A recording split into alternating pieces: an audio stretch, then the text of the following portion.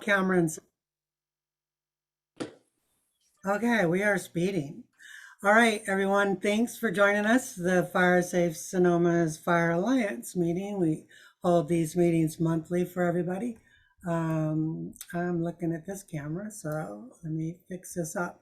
Okay. Yeah. I'm gonna kind of drag my feet a little bit. It's only 1 after 2, so I'll kind of talk slow and give folks more time to join us. All right, no, I'm not on Quaaludes. All right, so yeah, thanks. Some folks in the room I recognize. Elena, thanks for joining us. And I see Trevor from Sonoma Fire out that way. Carolyn from West County, thanks for joining us. Pat from North County, awesome. David from, Grove Street, cool, thanks for joining us. Priscilla joined us as well, of course. Esther's joining us, cool. Esther is with Digital Management Solutions. She's an awesome resource for Fire Safe Sonoma. She's actually currently teaching Mason and I how to use Esri and ArcGIS tools. So watch out. You'll see some stuff coming down the path from Fire Safe Sonoma that's has to do with GIS, I hope. So cool stuff coming around the bend. All right. Real quick, Mason, can you let me know if Benjamin is in the room from the junior college? If you see Saw him him. earlier. I'm here, Roberta. Oh, okay, awesome, Benjamin. So I'm gonna kind of give you a second in just a minute to talk about the JC program. So I just wanted to let folks know that last month we had who did we have last month, Mason, on the program? It wasn't Team Rubicon, was it? Yeah, yes, it was. It was, okay. Gosh, time flies. All right, so last month on the program we had Team Rubicon, which was really cool.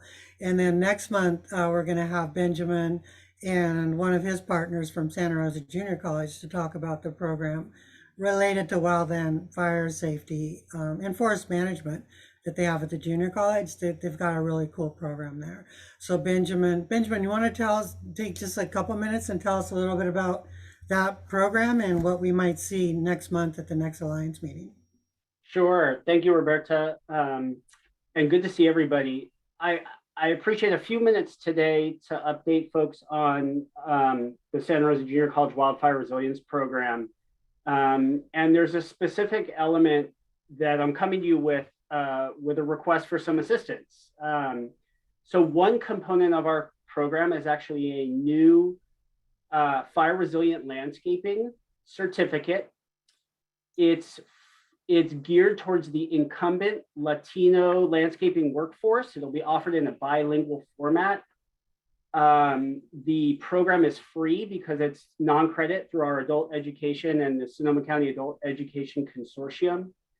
So bilingual, free, and actually compensated at $25 an hour. It's a 40-hour program, so it's going to result in a $1,000 stipend for every student that attends so that they don't lose income while they're participating. So what I'm looking for right now are 1 to 2 subject matter experts to help develop the curriculum and then ideally teach in that program. So the criteria we're looking for is somebody with a fire resilient landscaping, structural hardening background. It can kind of be in one of the 2 disciplines, even if it's landscape construction and maintenance, but they've had some experience with drought tolerant fire resilient landscaping. Bilingual preferred, but not required, because we will hire a translator for all the materials to be translated into Spanish.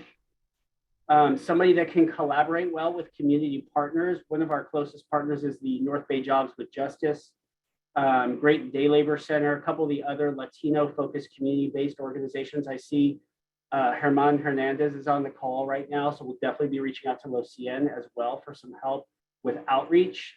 We have a very strong presence in Roseland at the Southwest, the SRJC Southwest Center. So, but the courses we can offer actually anywhere, including in North County, South County, West County. We're going to have a work truck with work tools that will be able to take the show on the road. So it's a really exciting program. Again, it's 40 hours, but the actual fire resilient landscaping course is 26 hours long. The other course is an OSHA 10 course that actually takes 14 hours to deliver and results in a 10-hour OSHA 10 certification in an OSHA 10 card, which is nice. So the 26-hour fire resilient landscaping course, we need 1 to 2 subject matter experts. I'm going to send Mason and Roberta a flyer, essentially a recruitment flyer. I need another week or so to just kind of get it finalized and translated. So we have an English and Spanish version. And then I'm going to ask you guys to circulate it to your networks and reach out to me if you're interested. We've had some preliminary conversations with UC Cooperative Extension, Sonoma Ecology Center, others. I know there's been some work on fire resilient landscaping modules kind of in an online format. So I don't think these programs are mutually exclusive. What we're talking about is a much more immersive, hands-on 40-hour program that's compensated and offered in a bilingual format. So, you know, I think we need an all of the above strategy in this county right now. And we're really fortunate to have funding to be able to compensate trainees. And we have funding to compensate, obviously, the subject matter experts who would be coming on to teach, to develop the curriculum and to teach. So that's just my quick pitch this month. Next month, I'll come back with a full report on where we're at with our program, including the animal science grazing, prescribed grazing component, the natural resources and kind of fire fuel mitigation component, as well as this landscaping program. So what I'll do now is I'll put my email in the chat. That way, if folks are like excited, I'm seeing some comments right now. Hey, you got to talk to this. Go ahead and email me now. You don't have to wait for this recruitment flyer to come out. But once it's official, we'll kind of open it up to the entire county. So I'm happy to pause if there's any like urgent questions. I know I only had a few minutes. I don't want to interrupt the rest of the meeting, but I'm available, Roberta. Yeah, the one question I wrote down to ask you, you already answered. I was going to ask you if there's any way we could help get the word out and promote this. So you did already address that. What was the rate you said that you'd be paying? And my second question to the rate is, would this be considered an instructor aide or adjunct faculty? Probably not adjunct faculty. No, it would. It'd be adjunct faculty. Okay. The faculty rate is $51 to $75 an hour for curriculum development, and then it goes up to closer to $100 an hour for teaching. So it's very competitive. It's part-time work. This can be done on the individual's own, primarily on their own time over the next several months, the curriculum development. So it's very flexible. And then the rate for the students is $25 an hour. 40-hour course results in a $1,000 stipend. We tried to make it way above the county minimum wage and living wage, and it's a nice round number at $1,000 a pop. Those stipends will be flowing through the North Bay Jobs with Justice, who's our partner. They get paid to go to class. They get paid to go to class. I know. Yeah, we didn't want anybody to lose wages. We know a lot of landscapers work on Saturdays, so this will primarily be a Saturday program, but compensate. Perfect. Okay, great. Thanks. And I used to be adjunct. I was an instructor aide for a while, and then I was actually adjunct faculty for the college for several years, a few years back in the fire tech program. It's a really cool opportunity. I loved doing it. And the amount that the junior college uses adjunct faculty is just amazing. It's a lot of opportunities there. So yeah, we're looking forward to getting that information from you, Benjamin. We'll definitely share it out. And it looks like Caerleon and maybe a couple others are interested in sharing it out through their network as well. So awesome. Very cool. Thank you everyone so much. I look forward to seeing you next month, and I'll send the materials in the interim, and I'll contact Caitlin and Vesta and a few others who've already reached out. Perfect. Okay. Thank you. And then just to remind folks, if you do have any questions, when we get to Q&A, what I like to do, the format we usually like is we'll let the presenters present their material. If there's logical breaks in the material, I think, I'll let the presenters, Caerleon, you and John, if there are logical breaks in your presentations and you want to call for questions, feel free. But otherwise, I ask that folks just hold their questions till the end. And then I do the same thing. I'll write down stuff as I go and then ask questions at the end. So there's that. And then, yeah, I did. It's clear we are recording this. I mentioned that already. And anyone who was here or joined late got the recording message. So that's there. Mason, am I missing any of the housekeeping things that we usually like to cover? I don't think so. I was gonna start plugging some links in. Perfect. Okay. And those that don't know Mason, he is Fire Safe Sonoma's Grizzly Corps fellow staff. He splits his time between the Goldridge Resource Conservation District and Fire Safe Sonoma. We share him as staff to help us out. And Mason's been, I mean, he's been a godsend for us. I would not be able to get as much done, for Fire Safe Sonoma that I do without Mason's help. And then also with us today is Caerleon. Caerleon Knott, she was our last fellow last year. So, and she actually was the one who inspired this monthly meeting. So Caerleon, thanks for the inspiration. And I hope you're proud of what you started and the work that we're continuing to do. So, all right. So today with us, we have John Mack and Caerleon Safford, and they're both from Permit Sonoma, and they're going to tell us a little bit about SoCo Adapts. John's presently with Natural Resource. He's presently a Natural Resource Manager for Sonoma County's Natural Resource section of the Permit and Natural Resources Management Department, part of Permit Sonoma. He's responsible for environmental review of public and private projects, as well as the county's aggregate and resource management program. And Caerleon, my shining star, she's one of the founders of Fire Safe Sonoma. She's responsible for most of the grant-funded projects over the past 22 years that Fire Safe Sonoma has implemented. She's currently working full-time for Permit Sonoma as a vegetation management specialist. I think I got that right. Caerleon will tell me if I didn't get her title correct. But she's also she's crafted several successful multi-million-dollar grants for the county, including SoCo Adapts, as I understand it. Did I get that right, Caerleon?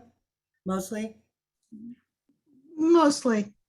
My Okay. job title is really weird. My job title is department analyst, which I always feel like it sounds like I should have a couch and people should come and talk to me about their problems. But Oh, you do. For me, I should pay you like $150 for every session we have. All right, with that, I'm going to hand it off to Caerleon and John and let them do the presentation. And just a little bit more backstory. Why are we doing this particular presentation?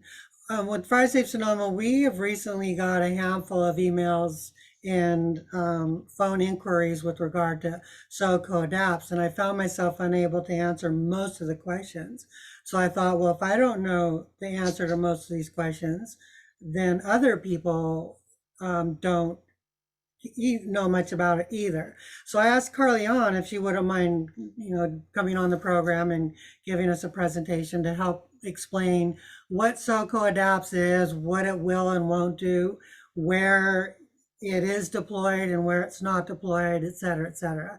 And then if this particular presentation does well, or if we get a lot of demand for another one, Caerleon, if I remember right, has agreed to do another one of these in a few months, if there is a demand for it. And then also as the program, as SoCo Adapts, the project evolves, there'll be more information to share as well to update you about it down the road. So with that, I'm gonna go dark and hand it off to Caerleon and John. all right, thank you everybody for showing up. A lot of familiar faces out there. Thanks for showing up, and let's talk a little bit about SoCo Adapts. First, we're going to talk a little. We actually have, and I apologize for those birds. They somehow know when I'm on a Zoom and they start yelling. We actually have two SoCo Adapt projects that are unrolling at present, part 1 and 2, which functionally I'll talk about together today. We'll be talking about the project areas, the elements that make up the program, incentive funding, and rough timelines. We also have a bunch of other funding sort of in the pipeline or pending. And we will, if we have a few minutes, talk about that towards the end of the presentation. So the SECO Adapts program was funded through FEMA's hazard mitigation grant programs. These hazard mitigation funds are made available after a disaster has been declared by the president in an area. So these funds became available to us in 2017 following the Sonoma Complex fires. So that was when we wrote these projects. Up until that time, I had been working largely for Fire Safe Sonoma, doing grant work. And before 2017, the overall understanding of fire risk in the county was very different than it is today. And the amount of funding that was available in the county was very, very different from what it is today, not having had a wildfire for many, many years. So when this opportunity popped up, was sort of my dream project. And I worked with the team at Permit Sonoma, including John Mack and Lisa Hewlett, to put these initial proposals together. So what is this about? SECO Adapts takes a community-wide approach to providing the means to prevent or to lower the probability of losses in near home environments. So risk reduction near and on structures. So we're hoping to keep houses from igniting in the first place, which is an enormous boon for the ecology, not to mention for the people who live there.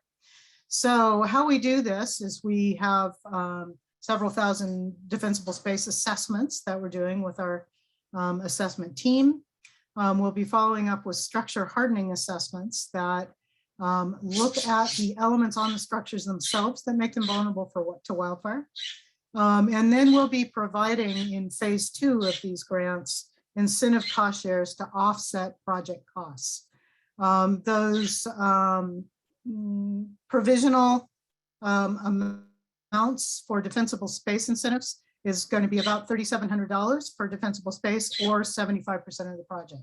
So the maximum award will be somewhere around $3,700. And these are provisional numbers at this point because we're not really sure how many people we're going to have applying for these funds. If we get a landslide of people applying for funds, it'll probably stay in this realm. If we don't get huge numbers of people applying, that number could get bigger. It's just going to depend, and we don't know how that's going to work out yet. Structure hardening incentives are going to roughly be $7,000 or 75%. In other words, if you have a $30,000 project, you'll get $7,000 towards completing that project, but no more. The 75% is because we are asking the property owners to provide a 25% match for this work. So these are the project areas for both Wildfire Adapted Part 1 and Part 2. And this is the first we've really talked publicly much about Part 2. Part 2 is the sort of turquoisey color that you see over here east of Healdsburg, goes over into Cazadero, parts of the lower Russian River, parts of Mill Creek are all included in that project area. Part 1 is the purple areas, and they're spread out throughout the county, which the project area selection on these was based primarily on a couple of factors. One is we looked at the CAL FIRE fire hazard severity zones and drew circles on the map in areas where we had very high risks, so red on the map, with areas with high structural density next to them or within them. And that was our sort of first cut. And our second cut was, frankly, we called up the fire chiefs and said, hey, what part in your community keeps you awake at night? So we combined those informations to come up with these project areas. The fact that so many of them have burned, I think is an indication that we're on the right track for that. So those are all the project areas as of today, and we are hoping to be adding more as we move on. Phase one of both of these grants combined includes about 6,650 defensible space. This should say assessments, not inspections. About 5,000 in the Wildfire Adapted 1 and another 1,600 in Wildfire Adapted 2. We're also in there are 1,500 structure hardening assessments for both of those. And then phase one also includes all of the planning, initial, our initial property owner contact, and we're going to begin the environmental review for the implementation of these projects during phase one. This is federal money. Therefore, we are subject to both CEQA, California Environmental Quality, and NEPA, the National Environmental Protection Act requirements. So nobody can do any work on either of these projects until those CEQA and NEPA has been completed by Permit Sonoma. So that's anytime you're taking money from the government, this is one of the things that you have to figure out how to roll out, which is complicated in a project like this one. Phase two will begin when phase one is completed and when FEMA then will release the phase two funds. And fundamentally, the phase two funds are the formal applications and contracts will be rolled out then with project approval, your contract with Sonoma County, hiring a contractor to perform the work, and then we'll reimburse for up to 75% to the maximum project cost share. John, I've been sort of rolling over you and didn't really even sort of say, thanks, John, for being here. If you want to jump in and stop my steamroller speech, feel free. You're muted though. Everything's fine, Caerleon, just keep going. Okie doke. So one of the most important things about Wildfire Adapted, and this is why I have to go back and change those inspection words to assessment words. This is not an enforcement program. When we wrote this thing from the get-go, what we really wanted was to get people with us, not against us. And when you're writing a grant for Permit Sonoma, it's an important thing to consider. So the overall purpose of this is education and outreach, not enforcement. So we're doing assessments, but we're not going to do any enforcement on properties unless there are hellaciously egregious violations to code, which are life-threatening. Then we might have a different conversation, but by and large, the purpose of this is not enforcement, it's just education and outreach. And our goal is to inspire our residents towards positive action in this realm. It is a community-wide approach based on the premise that one house with defensible space is good, 10 houses in the same neighborhood with defensible space is way more than 10 times better. The ultimate goal is if we can stop that first home ignition, we might stop the urban conflagration fires that have become such a normal part of our landscape in the last 5 years or so. So this is my goal. It's a long way down the road and it's a lot of complication getting there, but this is where I want to go. Overall, we're sort of taking what we call an inside out approach in this one, where we're addressing just those near home fuels. So we're working from the inside. The next step, which we'll refer to later in the presentation, is the outside in, where we're drawing in large scale wildland fuels reduction so that we can reduce fire potential near communities.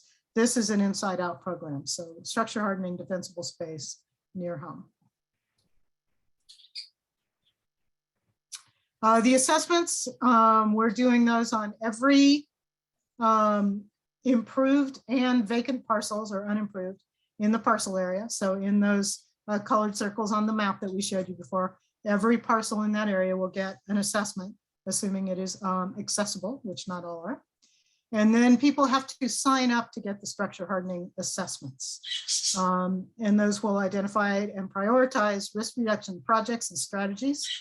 And the assessments, either for defensible space or structure hardening, are mandatory if you want to participate in the reimbursement program. Really what we're looking for on defensible space is start at the house and work out. We want to start with dead and dying vegetation, especially on or near buildings, highly flammable vegetation, ladder fuels that are growing within 100 foot or the defensible space, 100 feet or to the property line, and separating trees and brushes. So these are the things that we'll be working on. What I would really like to see a lot of funding go towards in this project is the creation of 0 to 5 foot non-combustible zones, which I'll be talking about in a second. What we're using for the assessment criteria are the requirements appropriate to the location where the parcel is. In Sonoma County, we have state responsibility areas where Public Resource Code 4291 shows us what the requirements are. We have local responsibility areas where Sonoma County Code Chapter 13A applies. And the requirements of those two are slightly different. Something that there's a lot of discussion about going on. Shouldn't we have one requirement for the whole county? Hopefully we'll get there soon. The 0 to 5 foot non-combustible zone will become part of the state resource code 4291 within the next year or so. And so that is one of the things that we really hope that people take this opportunity to help funding getting the work done to create that 0 to 5 foot non-combustible zone. And what we're really looking for are projects that have a long-lasting impact to protect buildings from wildfire. So this isn't set up to do your weed eating or blow the leaf debris off your roof. But if you want to remove the tree that makes the leaf debris flow on the roof, that could be fundable, but really what we're after are those ladder fuels, dead stuff, those defensible space requirements.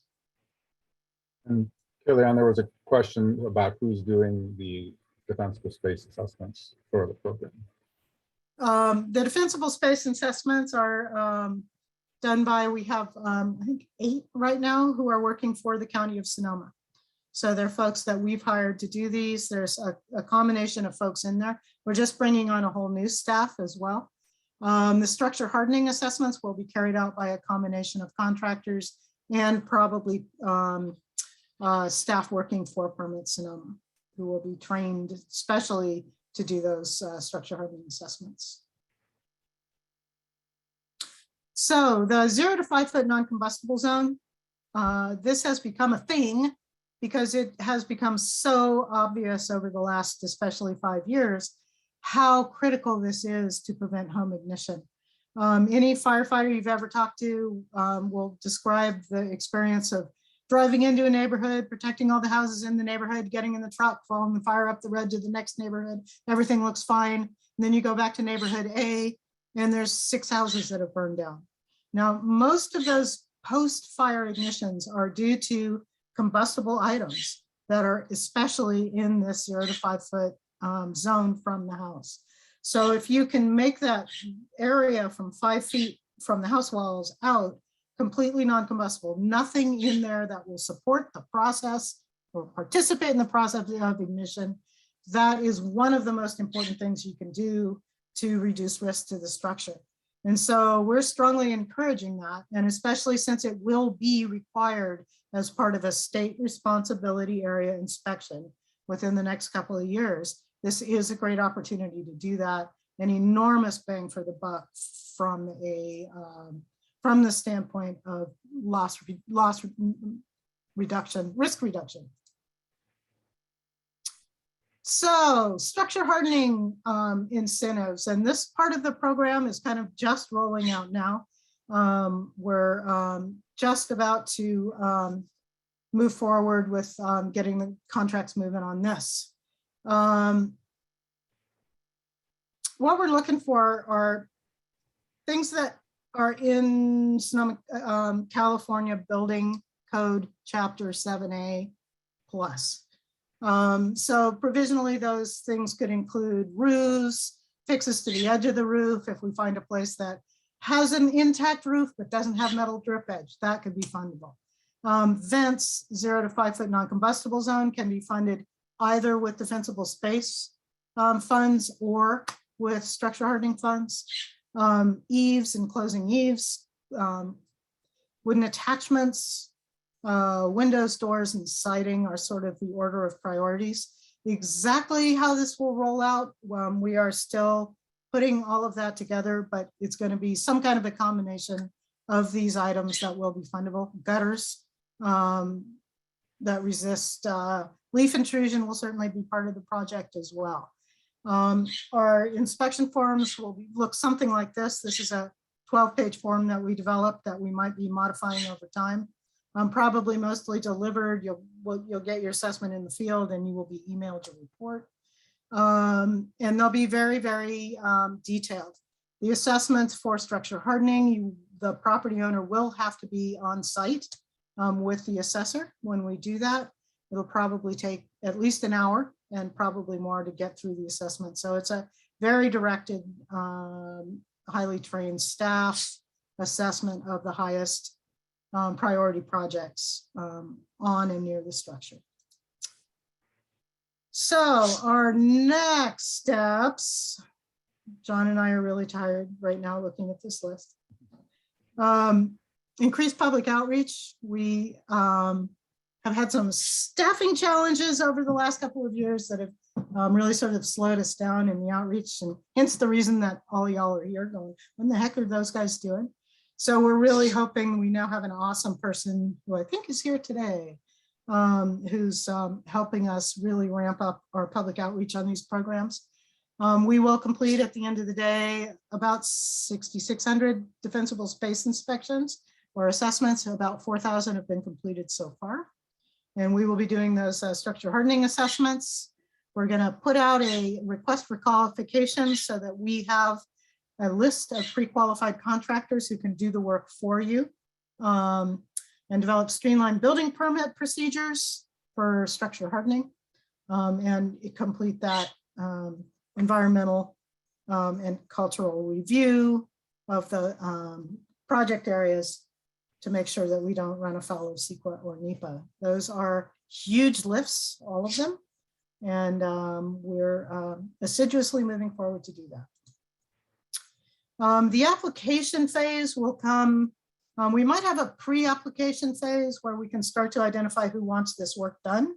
Applications, when we get to the actual phase 2 implementation, will be taken on a first come first served basis. FEMA did not allow us with these grant proposals to quote unquote discriminate by age or income. So first come first serve was the only option that we had from FEMA. Funds will be allocated equally across those project areas. So proportionally, so if there are 1,000 houses over here and over 100 over here, they will all get proportionally the same access to the funds. We'll have an application review period where we're making sure that what you're asking for complies with what our assessors have said on the ground and what the guidelines we have set up for the program are going to be. And we are working on those as we speak. I cannot recommend enough that you please, if you're in one of our project areas, sign up to get updates. This is on our web page at socoadapts.org. Kind of hard to see, hence the reason I put this here, but you can sign up on the main page of socoadapts.org on the right-hand tout down at the bottom, you'll see it. There's also on that web page, there's a map. You can put in your parcel number and see if you are included in the project areas, and there's information. And Christina right now, our communications specialist, is working assiduously to update that website as well. So expect to see some changes on the website soon. Go ahead. There's a couple of chat questions I think we can address right now. Where have the assessments been done to date, and were homeowners notified of the results? So to date, we've been working in those 10 Wildfire Adapted 1 project areas that are scattered over the county. And yes, the homeowners are notified and provided the results. And then there was a question about, hang on a second, here we go. Are other, basically other assessments done by other vendors, like that the homeowner would have already hired, acceptable? And the basic answer is no. You have to be in our program for this grant. So you would have to be assessed by one of our assessors. And let's see. Oh, no, there's a CEQA NEPA question. That's a really complicated question about how we're doing CEQA NEPA. So it's going to be beyond the scope of this. But if you're interested, you can reach out to me directly and I can talk to you. So, go ahead. All righty. So during the implementation phase, which is when people are going to be applying for the incentive funding, property owner will directly enter into contract with the contractor from the pre-qualified list. So the contract for the property owner is not with the county. It's between you and the contractor. The property owners will have to make payments for work and materials as incurred. We're working on setting up an arrangement with the Sonoma County Energy Independence Program that can provide loans for people who maybe can't pay the contractor up front. They can get that loan and then apply the reimbursement funds to the loan. We're trying to figure out if that's allowable under federal guidelines. A homeowner will be responsible for supervising construction and completing work according to schedule and according to the plan that you submitted and according to the permits which you received.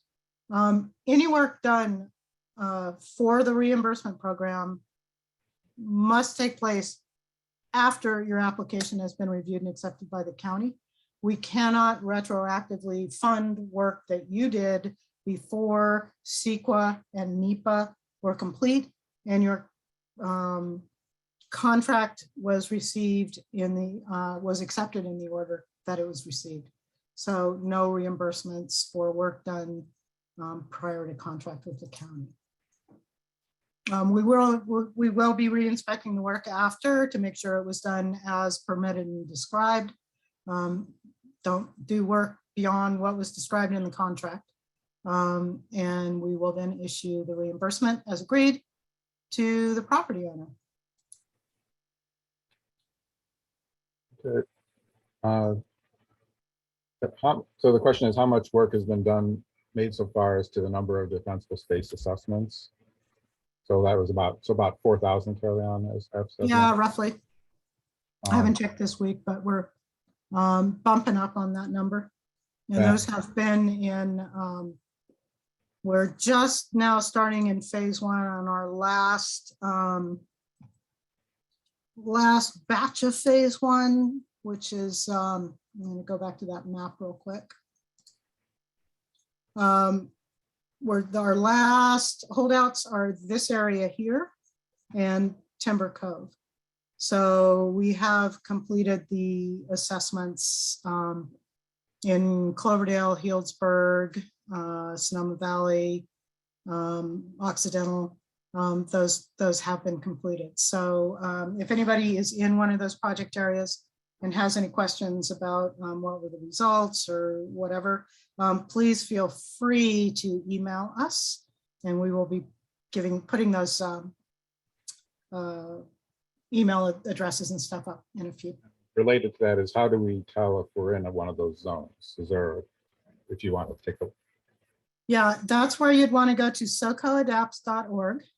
And there's a map on there and you can see, probably looking at the map, or you can do a search feature on the map to see if your house is in one of these project areas. So socoadapts.org. And if I have time, I'll show everybody that map before we jump off. I'll share my screen. And I think we have those links to drop in the chat, so we'll do that. Mason, if you haven't done that yet, drop those in there, please. And then their last two questions, Karen. This one I don't know the answer to, because we talked about, can somebody do their own work?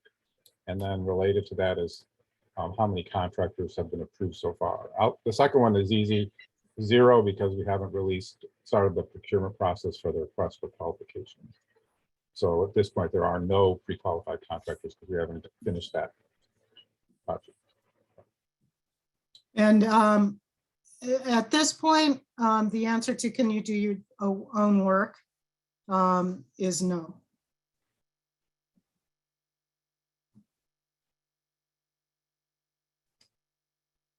Okay, let's see. Where was I before? I was here. I already talked about a bunch of this stuff. Again, you must sign up for a structure hardening assessment, which you can do on the website, secoadapts.org. Just pop us, sign up for the updates, and we will let you know as soon as we open the application period for structure assessments, which will also be awarded on first come, first served basis.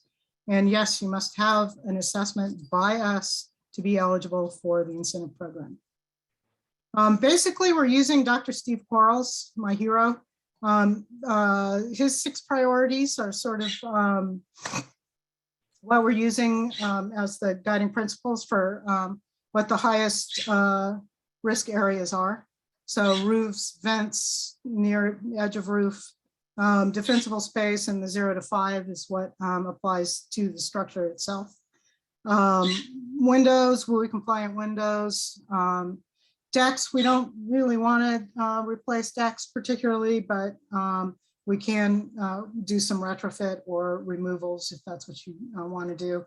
We are still working out the details of exactly what's going to be funded. Again, this part of the program, the actual implementation part, won't start until FEMA releases the funds for those, which is going to be about another year. Siding, relatively low risk, typically from a wildfire standpoint, because risk to the siding is so heavily controlled by nearby fuels. So it's typically a relatively low risk compared to the other risks that are on the structure, but in some cases certainly could be a high priority item. And that will be identified by the assessors in the field. Oh, look, screenshot, map viewer right here. So when you go to our website, you'll see that map viewer.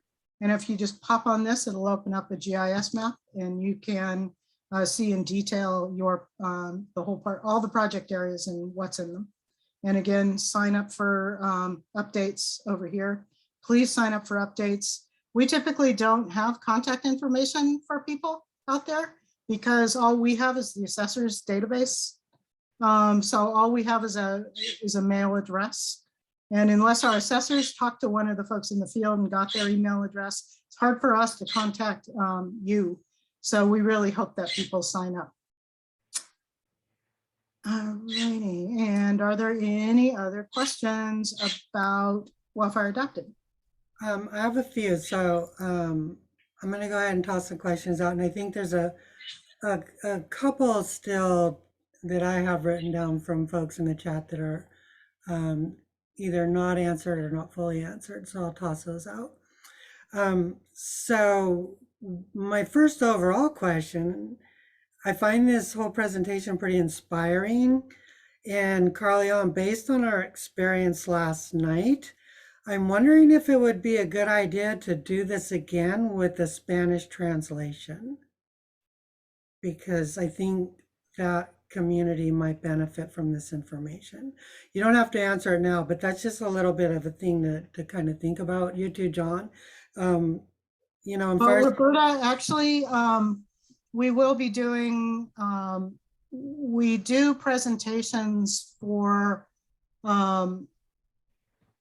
the project areas before we move in and start doing the inspections. Okay. So for example, on the notification letters that we just are actually literally at the printer right now for the last 2 project areas for 1, we do a virtual meeting, which we mention in the letter. We have done those in areas where there's a large Spanish speaking demographic, such as Sonoma Valley. We did do a meeting in Spanish. We can discuss that. Okay, and then a question, and well, this question came up a couple of times, and so I'll answer it even though it's not necessarily following the path I wanted to go. But so with regard to the home assessments, so those folks are actually trained up to a certain level to perform those. Is that correct? Absolutely. We, And they're extra help positions, so they're not full-time, and they're fire inspector positions, extra help fire inspector. Okay. and our contractor has a high level of competence. Okay. And then so just to be, well, actually, why don't we do this? Let's walk through a scenario, if you don't mind. So I'm a homeowner. I discovered I am in the project area. Okay, or I signed up for the notifications and I got a notification that says, hey, you're in the project area, you're eligible, or whatever.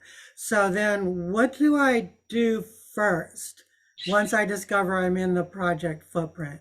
Do I sign up to have the assessment done, or will those occur automatically? Or do you guys call and say, hey, you're eligible for an assessment?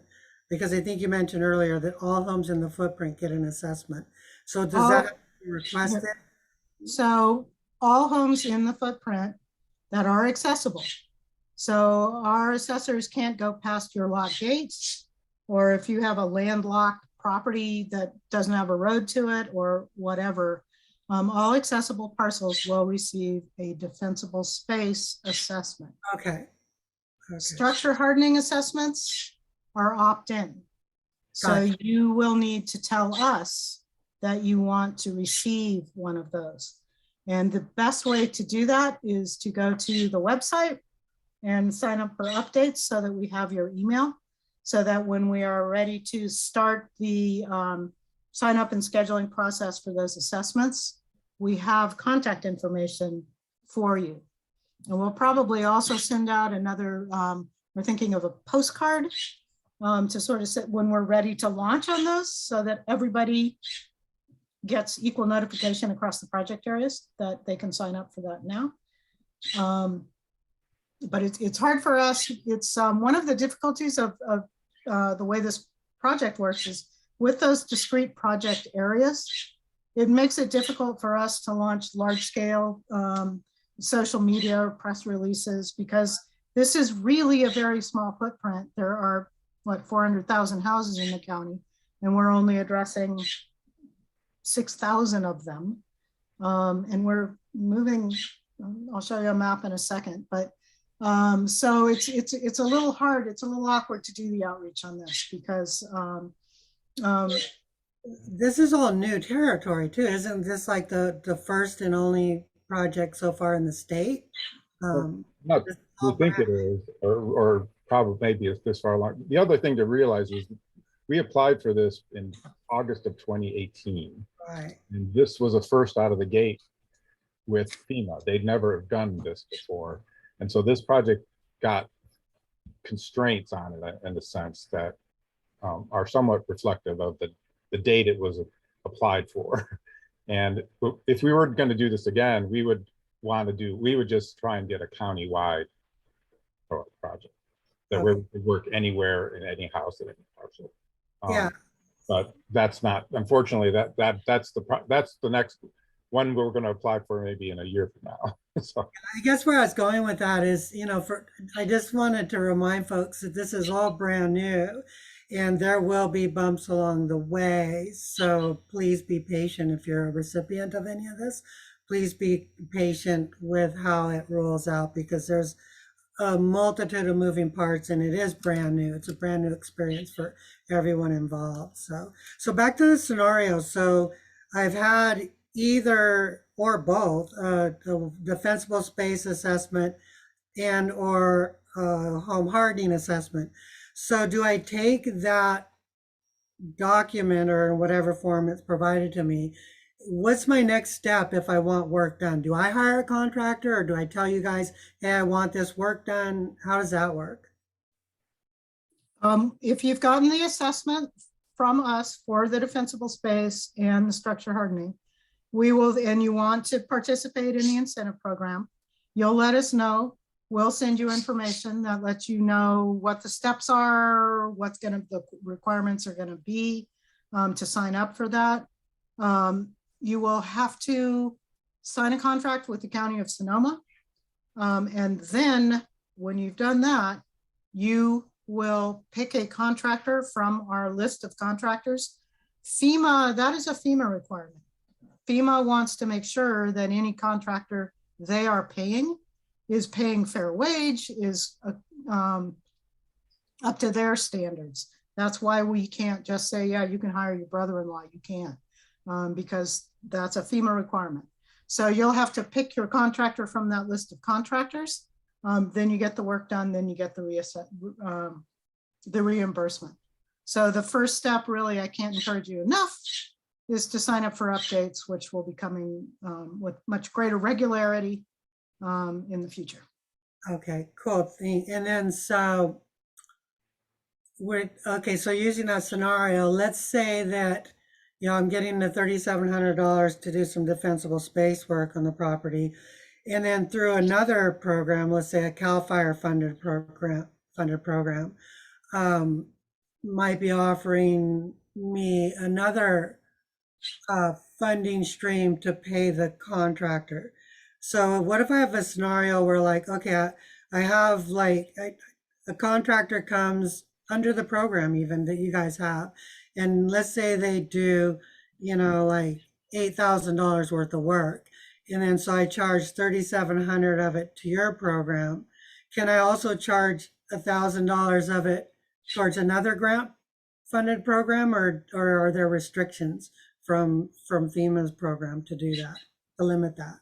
Or do you know? I mean, ours is basically, right now it's at $3,700 max, or 75% of the Right. total. And the key is that there's a 25% cost share, so that the homeowner, whatever the project is, the homeowner is paying at least a quarter of it.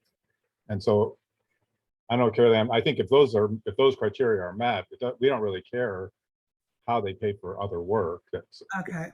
above our thresholds. Yeah, that's kind of cool, because we did apply for some grant funding to cover costs for folks outside of the footprint areas, I believe, to do some work, and or maybe inside the footprint.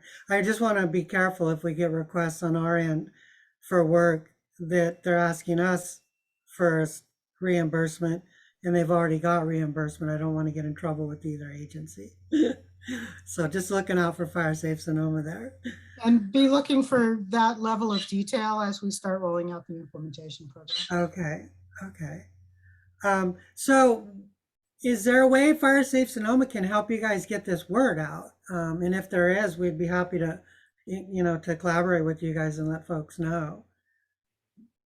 And again, getting the word out is difficult because there are only Right. 6,000 homes in this footprint. And so that's really one of the most difficult things about this program is, you know, if you send an email out to your giant list, and then that means that we get 500 emails from people who aren't in the project area, who are now mad that they're not in the project area. That's one of the real disadvantages of doing this the way we did it. Yeah. And why we're really hoping in the future to move to a more countywide focus with some targeted. I really like the targeted assessments because that pushes that community-wide understanding a little harder. But it would be really awesome if people, you know, within what are the criteria going to be? Are we going to use the CAL fire hazard severity zones, or you know, well, there's a lot of details to be worked out on that, but yeah, I can totally relate to that experience of targeted marketing versus global marketing.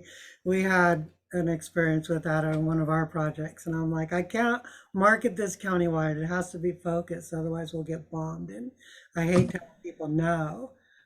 So okay, with that, I'm gonna just grab some other questions that were kind of hanging out there. Paul wrote earlier, what about wooden decks if they need work? Are they under the umbrella of the pardon me, are they under the umbrella of the structural hardening funding at all? It's going to depend on the priority as assigned by the assessor, right? So if the assessor looks at your deck and says this deck is the worst risk on this house, right now we're looking at can we retrofit? And there are retrofits that can be done to decks to you know, what I don't want to see this program become is a deck beautification program, right? So there will be limits on what we can do. And you know, one of my thoughts is, you don't like your deck, we'll cut it off, you fix it. You know, because that is a huge, actually, that's a big thing. And so just having that done, you know, because so, and as I said before, a lot of those details we are working on right now, working in collaboration with folks from across the country who are trying to figure out how to do a program like this. This is, there are not many who have rolled them out, and the devils are in the details. And you know, sometimes I describe this project as careful what you ask for, Caerleon, because it's so much more complicated than we thought when we sat down and went, I know, we're going to write a grant. It's implementing this thing has been enormously complicated. And the more I talk to people, the more complicated it seems. Like I was talking to someone a couple of weeks ago who's a national expert. And she said, well, so Caerleon, let's say you're replacing a roof for someone. Contractor comes out, you give them money, they tear off the roof and every joist is rotten. Now their $30,000 job, which they could afford to do with the $8,000 bump, is a $70,000 job that they can't afford. And now what? And they've got a big hole in the roof because it's been ripped off. Complications like that are very difficult. And because the contract of the property owner is with the contractor, really that stops being the county's issue. But it's a significant thing to think about. And it's the farther we go into rolling this out, the more complicated it is. And every meeting I'm on with folks when we talk about this is like, well, how are you going to do this way? And, you know, we may end up on some tiers in the projects as well. This is a top tier request. Vents would be in that category, 0 to 5 would be in that category. And we're just, we are rolling that out now, but we're at least 1.5 years from the implementation phase. And we understand the level of risk that everybody in the county is living under. And we understand that everybody wants this work done 2 years ago, not 2 years from now. But the upside is, where would you be without the program? The same place you are waiting for us to figure out how to implement it. So we're moving forward as fast and as hard as we can. Caitlin, I'll get to you in just a second. So it looks like a lot of people have the same question with regard to contractors. And the question is, you know, if I have a particular contractor I want to use, how do they get on the list, or how does any contractor qualify to get on the county's list of, you know, Do a formal county procurement process. So where we're going to issue what's called a request for qualifications, and then firms can submit their proposal to us showing their qualifications and that they meet the requirements of a contractor to be sort of pre-qualified into the program. So that will be so it'll be just like a bid, any other bidding process. It will open and then it will close, and then whoever bids will be evaluated, and then the ones that meet the criteria will be accepted. And if you're not on the list, you're not on the list. Okay. I mean, it's just that and those, again, this is why these these are parameters that were sort of set in the grant deliverables. And so there's not really any wiggle room. All right. Caitlin, it looked like you had your biological hand up. Was that a question? It's a follow-up to what John was just saying. So some people, I know Benjamin has this perspective, and we do too. There's this whole need to grow a workforce that can do this kind of work. And not everybody who in the future will do this kind of work is necessarily qualified right now. So I'm just wondering if there's anything you can share, or if there's any information source you could go to find out like what it will take to qualify to be on that list, because it might take some time to get certifications or training or whatever, so that we can have a lot of good people available to do the work when the time comes. Yeah, that's a good question. So I haven't written the RFQ yet, so I can't just tell you what's on the list, but it would, I mean, we're going to be, it's going to be things like, even if like they were just bidding on a project, you're looking at their references, maybe or maybe not, we require some type of licensure or certification from the state.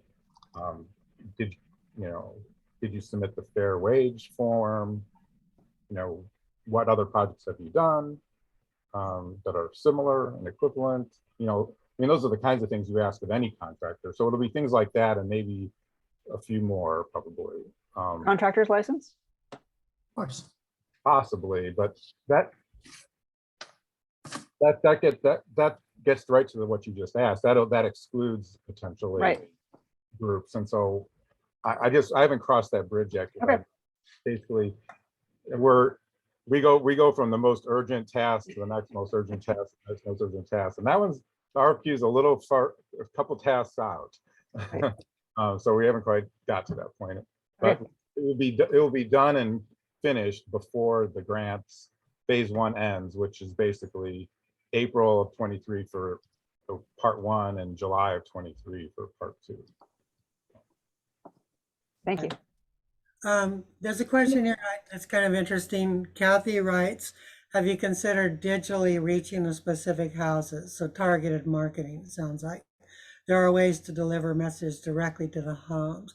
I've done that to some degree, kind of clumsily, with Facebook boosts and posts and things like that. But, have you guys considered that kind of strategically targeted marketing? I haven't considered that directly. I would like to find a better way of getting actual contact information, phone numbers or email addresses of the parcels within the project area. Like I'd like to figure out a better way than how we're doing it now. But we don't have that project in front of us at this point. Yeah, I like the postcard idea. I think Caerleon mentioned that earlier. Fire Safe Sonoma, we've used that for targeted marketing in some areas where we could, get a hold of a set of mailing addresses in a given polygon on a map, and then send postcards to those folks. And it's pretty reasonable. But having worked in Sonoma County, I know you guys have a lot of those kind of resources. It's just finding the best fit. You're using the best tools for what you're trying to do. Let's see what else. Oh, question regarding the assessments. So let's say that you've done a set of assessments in a given footprint, and simultaneously, or even downstream a little ways, Fire Safe Sonoma is working with a local community to do a localized community risk assessment, like a local CWPP or FireWise risk assessment. Is there a way we can get that data from you, maybe stripped or redacted of any personal information, but data that we can use to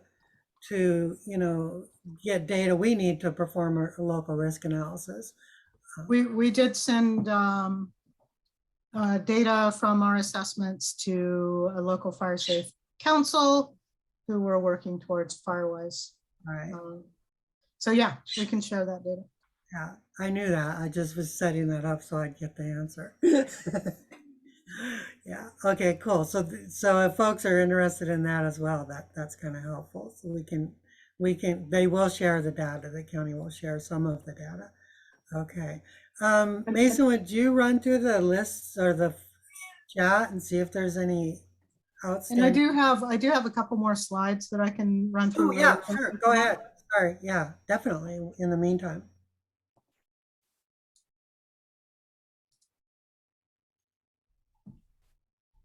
So let's see. There we go. You seeing my big screen there? Okay. Affirmative, yes. All righty. So we have several projects in the hopper at this point too, that I just kind of wanted to talk about some of our other projects that we have. And this map actually shows project areas for all of the various projects that we either have funding for or have maybe funding for throughout the county. So as frustrating as it is to me to know that we're addressing 8,000 parcels when they're 400,000. When I look at this map, it actually sort of makes me go, no, we are starting to really have an impact. So I can talk a little bit about these current and being developed projects that we have throughout the county. Hazardous fuels reduction, this is on John's side of the shop mostly. So John, do you want to kind of do the blah, blah, blah on this one? Yeah, so I'll just touch briefly. So this was we applied for this in 2019. So I think just before the Kincaid fire, actually. And this is really focusing on the fire in part. So Caerleon mentioned where the current grants that we just talked about are house out projects. This is a fire in project. So the idea is that we will be doing hazardous fuels management work within I think it's about 5 different geographies in the county that would supplement the defensible space and structure hardening work that people are doing. So we're expecting this to be things like maybe ridgetop shaded fuel breaks or shaded fuel breaks around housing developments or other locations where you're trying to slow the fire down or provide calming zones or just more time to evacuate even as the fire comes in. So this is sort of like, if you've heard a lot of talk about vegetation management at the county, and the supervisors have that PG&E money they put towards the grant program to do that, and that's this kind of work. So more, I would say, sort of larger scale, potentially vegetation management work.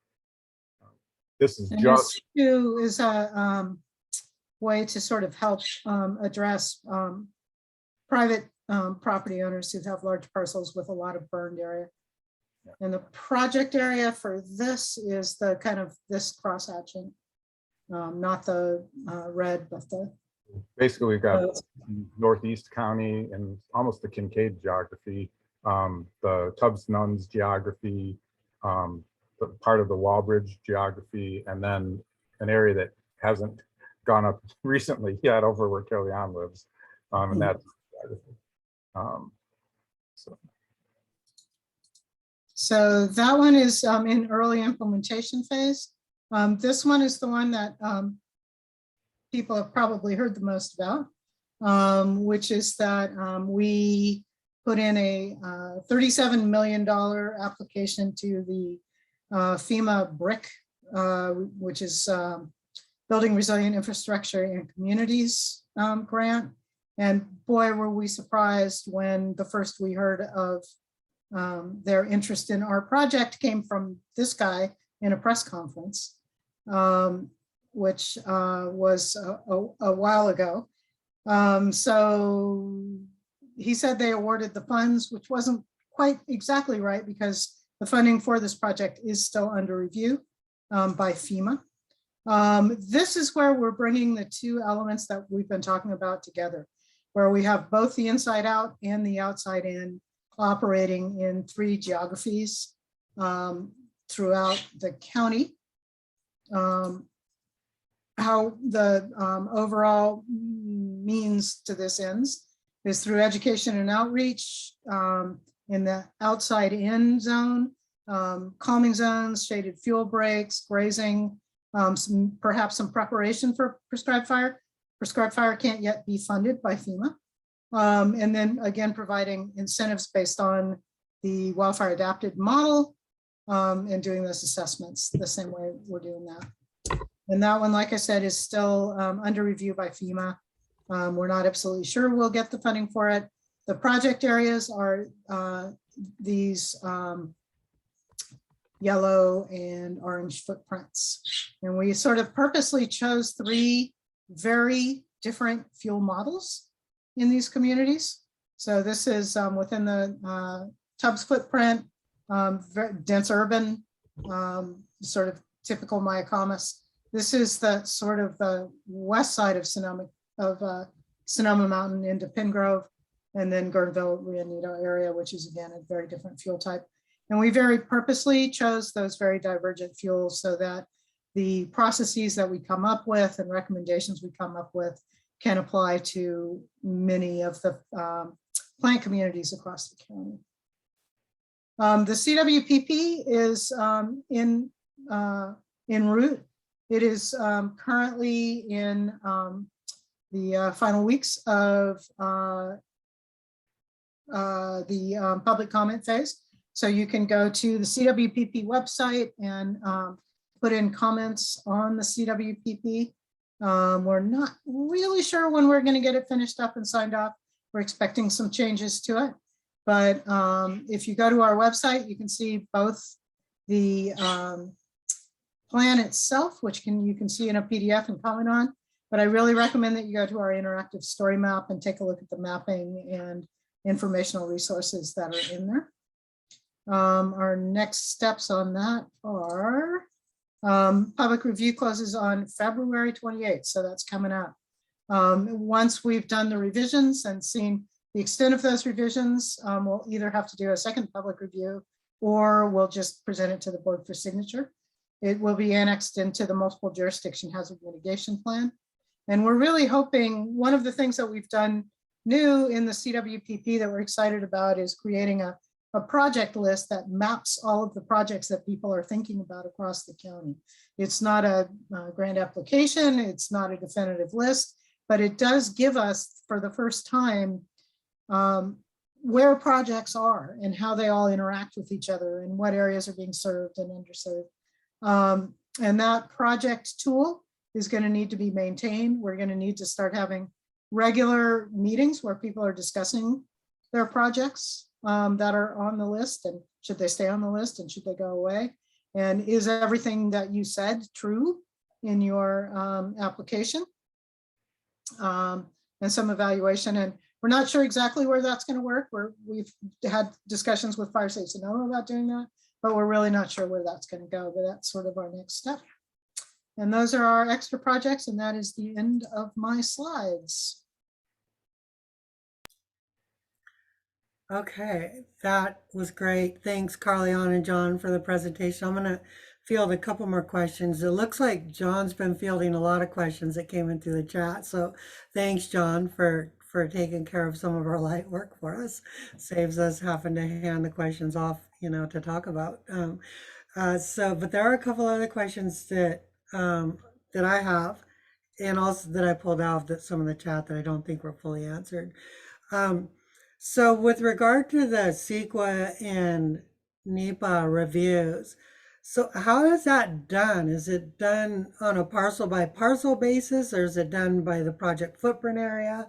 I'm curious about the scope of that and how that's, what procedures used there. So, I'll start with the NEPA side. So we don't actually do NEPA. That's FEMA does NEPA.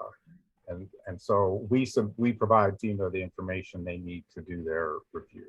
And the expectation and the goal is that they will find the project's what's called categorically excluded, which means that they have very minimal, if any, impacts.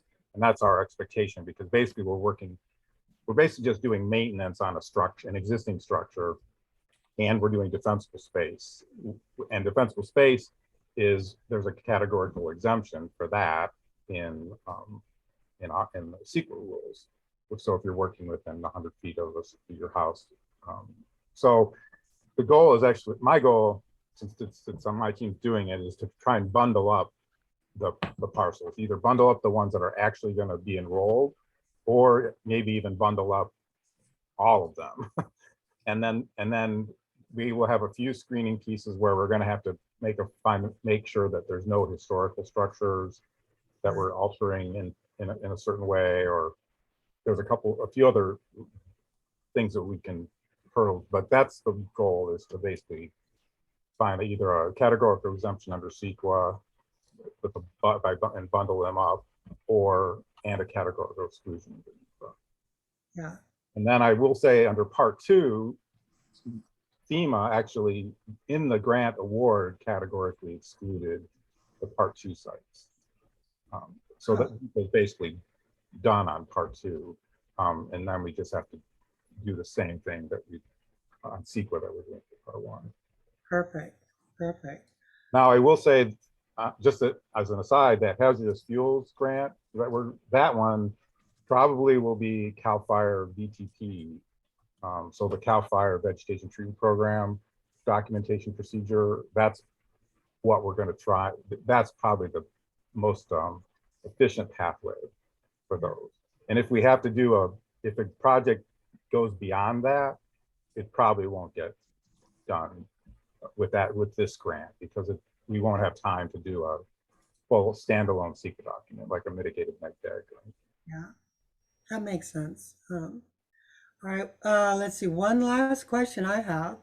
Well, actually, we talked about this a little bit, but I just wanted to reiterate, I guess, that in the chat, several local community champions mentioned that, if you want any help in specific footprints, there are organizations that can help, local fire safe councils or COPE groups or whatever, that have a pretty good network to help get the word out. So, once again, instead of this broad brush marketing, if you want to do some surgically applied marketing, feel free to either work through us or work directly with a local community group, and we can help you point to those if you want. I think, Caerleon, you probably have a handle on where most of them are. Yeah, and we have already started to beef up that side of our program. We met with Upper Mark West a while ago to start getting the word out with them, and Timber Cove, which are areas. And so we're starting to work more with those local folks. Now that we have Christina on board, I think we're going to be doing a lot more of that outreach to the people who we know are in the areas who can I will say, help get the word out. as time progressed from 2018 till now, and we've applied for subsequent, the community outreach and engagement gets more and more robust with every project we put in. So, for example, the brick project, if we get the award, has an extensive outreach component, not just to the community and the community groups, but also to the professional community, the academic community. I mean, it's got really a lot built into it. But again, in 2018, we just hadn't quite got our heads around that yet. We were just gonna, our first one's out of the box. So this one has been a real learning experience to try and frankly, if you think about it, when does Permit Sonoma ever give money to pay people? Right? Like, that's sort of a new paradigm for Permit Sonoma. Yeah, So that's they give you money. That's usually the other way around when you come to our shop. been a fruitful presentation. We learned about the junior college paying you to go to school, and we learned about this getting, money to do work that you need done. So Pat, you had a question, Pat Abercrombie. Yeah, I was just, we're able to communicate to the Fitch Mountain community kind of by itself, and I'm pretty sure it's in the footprint for the wildfire area 1. And we've actually had a meeting or two with Caerleon over the last year and a half. My question really is a basic one now, is the only thing our community can do right now is sign up for email updates. Is that correct? You're not able to put your name in for an application, the first come serve application process for the home hardening parks. I know there's going to be some interest here on the mountain for that phase 2. Yeah, so they can sign, if they, like that link that Caerleon said, if they send us their information on that and say, I want a structural hardening assessment and I'm in the area, we're using that information to get them on the list, so to speak. So. But yeah, no, we're not ready to take applications yet, but it is time. Definitely have, encourage people to sign up on that update list. Okay. And that, I know, is one of the things that Christina and I, who have really been discussing, that we really need to get that rolling. It's just so, but yeah, it's coming. Okay. It's a slow train, but it's coming. Okay. This is the milk train. If you want the information, sign up for it, like SoCo Alert or this or whatever it is. If you want the information, if you need the information, sign up for it because it doesn't always just show up out of the blue like a magic trick. But it is- And Pat, it is feel true free that to reach out. That the emails, there haven't been a lot of emails to go out yet, because I signed up for the emails a long time ago and I haven't really gotten much. So that's the ramp up part you're talking about. Okay, And Pat, feel free to reach out to me if you have questions. You know where to find me. okay, thank you. And there have been a lot of questions about decks. I just posted a link to University of Nevada Rena's home retrofit guide Okay. in the comments. That's a pretty good discussion about retrofitting decks. You know, there's inherent risks in decks. Some of them can be mitigated. The best deck is not a deck. The best deck is a cement patio Yeah. Or something like aluminum. with a really long set of steps.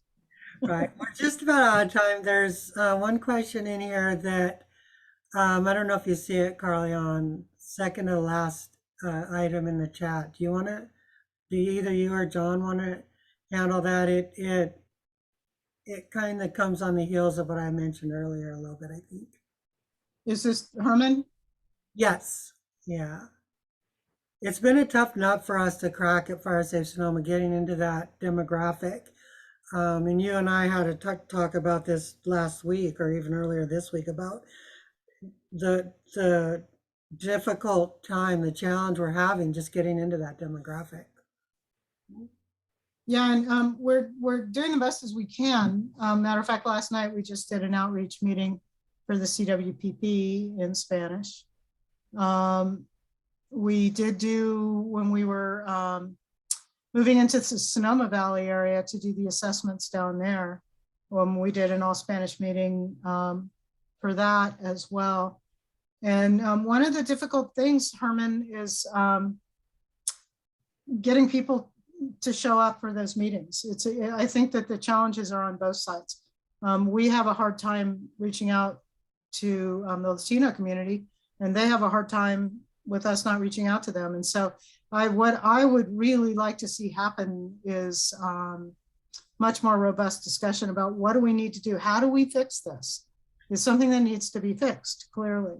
And I think we're in the very early stages of figuring it out. I'm hoping there might be some funding available coming up for Fire Safe Sonoma to start looking at funding a position specifically pertaining to doing that outreach in those areas. Yeah, and Herman, I want to kind of just give you a direct response. If you know somebody who would be willing to volunteer with Fire Safe Sonoma to learn a lot of the materials that we put out, particularly in presentations and things like that, we would really love it if we had a Spanish speaker who could provide the information that we provide like this in Spanish, because it's hard, but we don't have money to pay somebody to do that. We don't have money to pay for a translator. But if you know of a volunteer that would help us get from here to there, oh my gosh, that would help us so much, so much. So with that, we have about 6 minutes left. Let's see, if anybody has any questions or comments at this point, just raise your hand either biologically or digitally, and we'll try to call on you. Caitlin. Just really quick, I just want to confirm something I think I understood, which is, am I right that the defensible space assessments are drive-by? So if a house is up along, oh, okay. You said they're not going past gates. Not every house has a gate. No, that's just the law, right? If you have a gate and a no trespassing sign, that no trespassing sign applies to government employees. Okay, but you can go, you're going up driveways? But no, if you don't have a gate and we can walk up to your front door and knock on it, we will. Okay. And if people are there and say, yeah, come on, look at my backyard, we'll go look at the backyard. Mm-hmm. Okay. But we can't just walk on your property. Can people call and make an appointment for that? They can email if they're in the project area, send an email to our assessors, and the assessors usually do that scheduling. Okay. So if you send an email to the email address, which you can see on the website or any number of places there, they will work with you to schedule that. We like that because that's a much higher value experience for the property owner. And Karen just put the same thing in the chat, exactly what you said. So thanks, Karen. All right, with that, we have 4 minutes left. I've got a question. Okay, go ahead. Yeah, thanks. This is kind of detailed, but the decision we have to make is whether to soften our eaves or to just caulk all the cracks so that no embers can lodge in there. And the eaves structure is such that softening would really be awkward and not even very good.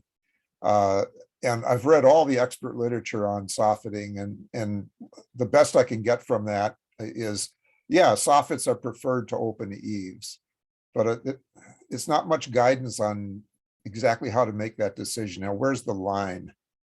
Are there any experts around Sonoma County I could talk with on that? People that are especially have dived into that area? My off the cuff is the upside of a softened eave is that it's gonna, if you have a radiant heat exposure that's coming up, it's not, but if you are very careful with controlling the near home combustibles, Yeah, so that 0 to 5 is going to enter into this discussion. absolutely. Yeah, it's And- gone. And do, functionality and cost. Okay, If you're gonna, if you can't do it because then you're gonna have to figure out other mitigation measures. yep, thanks. Based on cost and feasibility of the project. All right, thanks. But the most important thing is to, make sure that there aren't those cracks developing at the fascia where the embers can blow in, and the Right, vents have all been retrofitted. I assume you've done that already? the vents are already good. Yeah. Great. Okay, that is- thanks.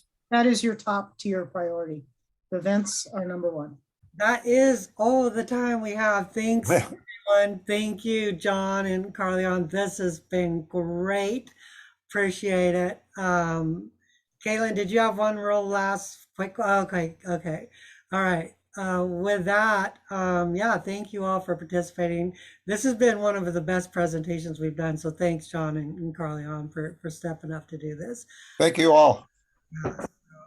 All right. With that, Awesome. I will see you guys. Oh, next month, junior college next month. Remember, so the presentation next month is with the junior college. So, all right, everyone. Thanks so much. Bye-bye. Mason, you can stop the recording, and then we'll end.